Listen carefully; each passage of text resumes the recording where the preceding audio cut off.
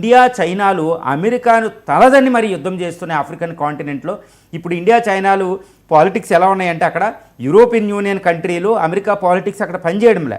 ఆ విధంగా మనం ఆఫ్రికన్ కాంటినెంట్లో చేస్తున్నాం. బట్ ఏంటంటే ఇక్కడ అడ్వాంటేజ్ ఏంటంటే ఇండియన్ ఒక డెమోక్రటిక్ కంట్రీ కాబట్టి ఆఫ్రికా చాలా దేశాలు ఇండియన్స్ ఉంటారు. ఇప్పుడు మారిషస్ అని, ఇక్కడ ఈజిప్ట్ అని, Tanzania, especially south Africa continent ఆ దేశాల్లో మన భారతీయులు ఎక్కువ ఉంటారు. మనకు తెలుసు మహాత్మా గాంధీ అక్కడ నిర్వహించిన పాత్ర.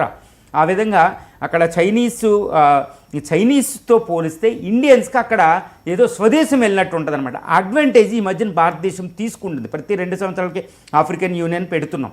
ఈ విధంగా ఇప్పుడు అలీన్ విధానం అని, తర్వాత G20 మొన్న లాస్ట్ ఇయర్ G20 సమావేశం న్యూఢిల్లీలో జరిగితే ప్రధాని మోడీ ప్రత్యేకంగా ఈ ఆఫ్రికన్ యూనియన్ని G20లో ఒక పర్మనెంట్ మెంబర్గా తీసుకొచ్చారు. ఆ టైంలో ఆఫ్రికా కంట్రీలో అప్పుడు అధ్యక్షులుగా ఉన్న వాళ్ళు కళ్ళంట నీళ్లు కూడా వచ్చినాయండి.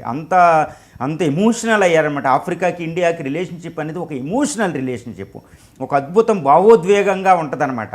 సో ఈ రిలేషన్షిప్ అనేది ఇప్పుడు ఆర్థికంగా కన్వర్ట్ అవుతుంది. ఎందుకంటే ఫ్యూచర్ ఆఫ్రికా ఎందుకు ఇంపార్టెంటే